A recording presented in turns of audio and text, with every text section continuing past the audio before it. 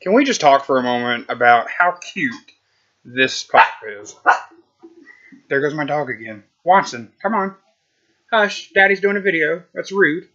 Anyway, how adorable is this 10-inch Groot? I mean, that's the cutest thing in the world. My girl was like, we're totally keeping him out of the box. He's the most adorable thing in the world. And I admit, this is now my favorite pup. Funko outdid itself with this little guy. I mean, you just want to give him a hug. Look how friendly he looks. I mean, every time I have a bad day or I'm hurting or something, I just look at that little smile and I just can't help but grin. I mean, he's just so happy looking and so carefree. And I can imagine him pressing that button on the bomb in the trailer and I just giggle. Anyway, sorry, that's totally not what this video is going to be about, but I saw him sitting on my table and I was like, you know what, I'm just going to discuss Groot for a moment because what I'm going to talk about is probably going to make you cry. And the reason I say that is because I am doing my official review for the Netflix original. Well, I don't think it really should be considered Netflix original considering it's a book first. But anyway, the Netflix TV show 13 Reasons Why. If you have read 13 Reasons Why, you know exactly what it's about. And if you haven't, and you haven't even watched the trailer or anything, well, that show's going to rock your world. And I mean it. The reason I have put this off, I finished watching it days ago, and the reason I put this off is because this review is going to be difficult for me because this show was actually very difficult for me to get through. And there's a reason behind that, and some stuff that my family went through that is personal, but I will discuss at the end of the review. And the show really hit home for me, and I cried pretty much all day over it because it brought back some pretty painful memories of some things that happened a few years ago. And it really made me reevaluate some things and think about the way I treat people. And that's one of the things the show will really make you do. It'll make you think about the things that you say to people, even as a joke in passing. How those little tiny things that you think are harmless can really ruin a person's soul and tear them to pieces. You just have no idea how powerful your words and your actions are and how much you can destroy somebody to where they think that there's no other option but to end their own life. And actually, before I forget, I need to look up something on my phone so at the end of this video I can say it and post it. But for everyone that's ever struggled with depression and suicidal thoughts, you know how powerful that those feelings can be, and how you feel like there's no other answers out there, that life's never going to get better, that things are always going to be the same, and that it's your fault for everything that goes wrong in your life. You think you brought it on yourself, and you blame yourself even though it's not your fault, and you just feel like there's no other options. And I've been there before, and I know people that have been there before. I still work with people that have been there, that are currently there. And I have to fight depression every single day, and I wake up every morning and have to tell myself, today's going to be a good day. I'm going to let today be a good day, and I'm going to fight. And I fight every single morning when I wake up until the moment I go to sleep. I fight. But here's what the show's about. The show is about this girl named Hannah Baker. She is like 17 years old, and she goes to high school, and she ends up committing suicide. In the very beginning of the show, she commits suicide. Well, everybody has rumors about her that they've always told, and she's labeled like a class slut, and she's made fun of and objectified for her body. And Watson, what are you doing? Come here. Hold on a second. My dog's freaking out. Come here, buddy. Lay down. Anyway, she's really objectified for her body and all that, and guys talk about how she's easy and stuff like that, but she's never really done anything at all. It's all just rumors. And everybody, her friends, people that she thought she could trust, they all slowly begin to let her down. And to the point where she starts believing all of these things that everybody is saying about her, that she really is a bad person, that all of this is her fault. She believes this, and it just tears at her soul to the point where she thinks there's no other answer but to kill herself. And she does these 13 tapes. She records 13 tapes telling her story of what happened and what got her to this point. And she leaves it with 13 people. It gets passed on to 13 people. And if you get these tapes, you're one of the 13 reasons why she killed herself. And the story will shock you as to what these kids put her through. And to think that this is stuff that's happening in our schools today. Kids are really going through these kinds of situations, and adults have no clue what's going on. I remember back when I was in high school, there were stories like this all the time of stuff that people were going through that they kept hidden from everybody. And we always acted like it wasn't our business to go and tell someone, but you don't understand when you know somebody is hurting like that, you have a responsibility to tell somebody because you have to save a life. And as a person who works in counseling now, I know that if someone shows symptoms of suicidal behavior, that I should tell someone, I should alert someone, because there is other options out there. There is help. You can get help. There isn't only just one option. There's so many opportunities out there for you to get help. And there's so many people that love you and care about you and respect you. The whole world is not against you. I promise you that.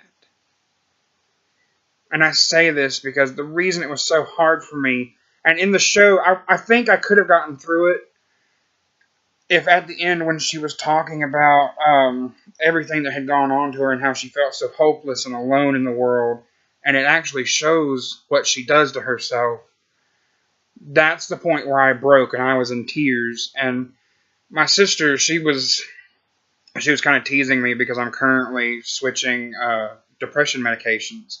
And mentally I'm kind of, But that's not the reason I cried. I cried because it brought back so many memories of times when I wanted to end my own life, and when my brother wanted to end his own life.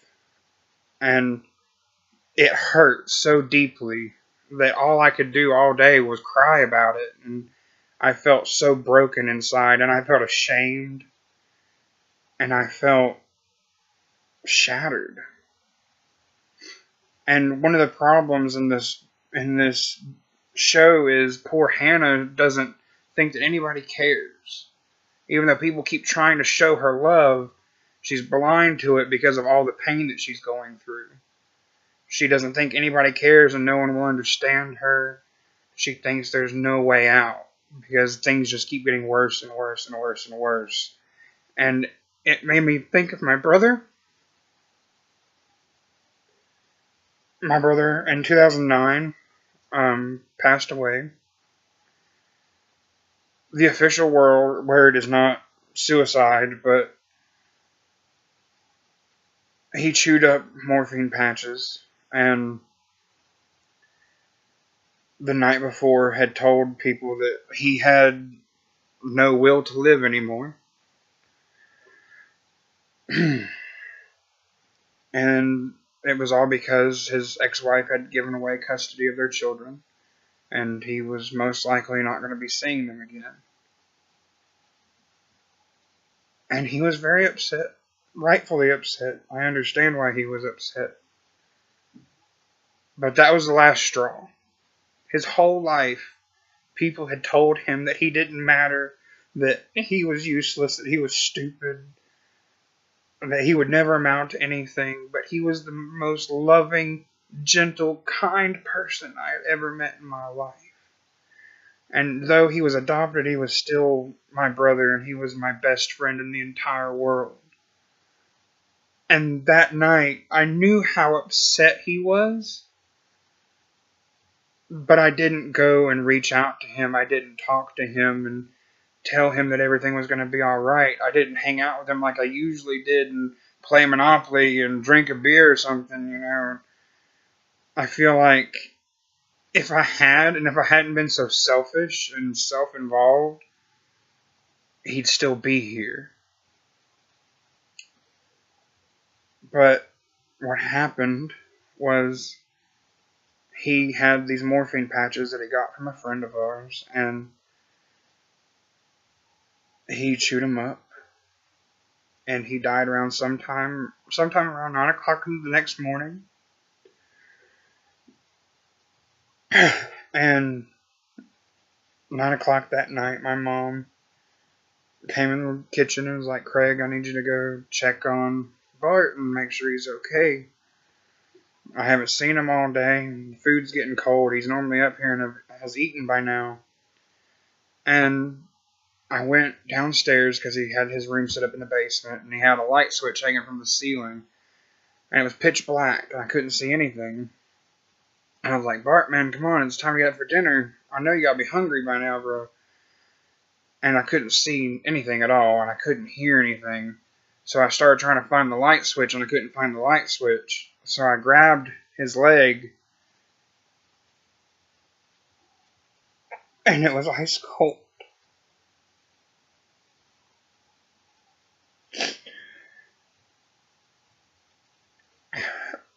I froze. I didn't know what to think. When you have such a deep friendship with somebody, you think they're always going to be there, that they're never going to leave, and that they'll be there for your entire life. And in that moment, I knew it was over, that he was gone, and it hurt so deeply. I felt a piece of me die that day. When his blood sister came downstairs to check on us, I was on top of him, beating his chest, saying, please wake up, please wake up, please wake up. I can still remember the look on his face while he was just lying there. And I think about it every day. And I've gotten past it a lot. It doesn't hurt as bad as it did that day. I mean, it still hurts, but for a long time there, all I could think about was how badly I wanted to join him. Because I felt so alone in the world. And back then, Bart was really all I had. I didn't really confide in anybody else. I just confided in him, and losing him was losing my best friend and the only person that understood me. And it was hard. But seeing this show made me realize how selfish I was. And how if I had just done one thing different, things would have turned out different than they did. This show isn't meant to make you feel bad. It's meant to make you realize that you gotta watch how you treat people. You gotta love people and respect people and recognize that sometimes that person who may seem like a jerk or may seem like a girl that has an attitude, maybe they're going through something that you have no clue about. Because all of these characters in this show, they all have these messed up lives that have turned them into the way that they are. And you begin to see why they act the way they do, except for Bryce. Everybody hates Bryce, and if you've seen the show, you understand why everybody hates Bryce.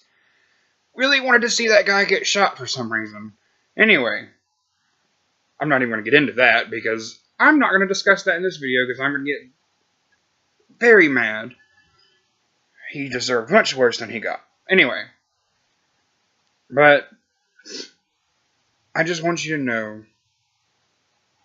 this show, yes, is about suicide. But the show is meant to make you realize that people are hurting, and you should reach out to the people that you notice are hurting. And sometimes just asking someone how they're doing, and if there's anything you can do to make them feel better, makes all the difference. Don't just give up on people. Don't believe everything you hear about somebody. Get to know that person that you see in the crowd that everybody else avoids. Because maybe they just really need someone. Anyone.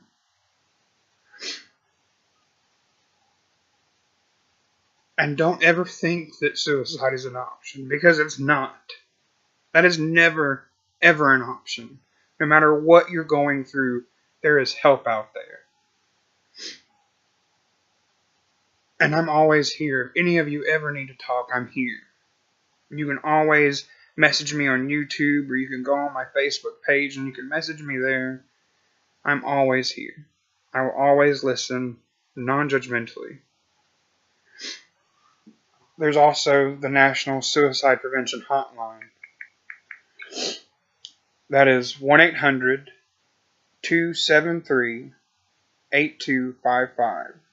And it's available 24 hours a day.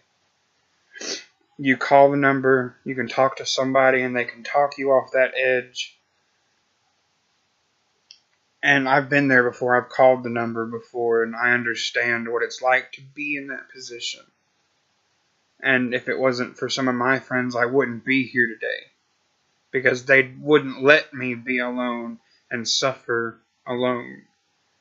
They saved me from all the pain that I was feeling inside.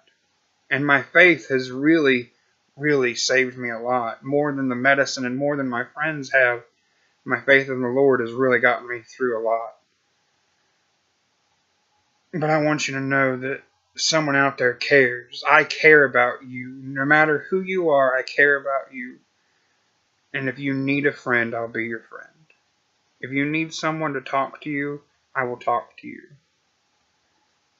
I'm here. No matter what you're going through, I'm here. I'll listen, and I won't judge you. And if you need someone to help you find help, I'll help you find help. But I just want you all to know that if you haven't seen this show yet, you need to see this show. And I think this show needs to be put on screen in every high school or middle school across America, because I believe that if kids see this show, it will change the world. Because this show is powerful, and it moved me so much that I just want to punch Selena Gomez in her face, because I feel like my emotions are all torn up inside over a stupid TV show. And I've never felt something hit me as hard as this show did. And I mean, I'm a Doctor Who fan. I know all about broken emotions, okay? I'm sorry, I had to get a little nerdy there for a moment. But this show hits home hard. Especially if you've ever struggled with depression or known someone that's taken their own life. It really hits you hard, and it makes you think about the way that you treat people and the things that you say to people and the actions that you make. But just take some time and reflect on how you treat others today. And see if maybe, just maybe, there's at least a tiny bit of room for improvement. Because you never know what you can do to save a life. Thank you, and God bless you.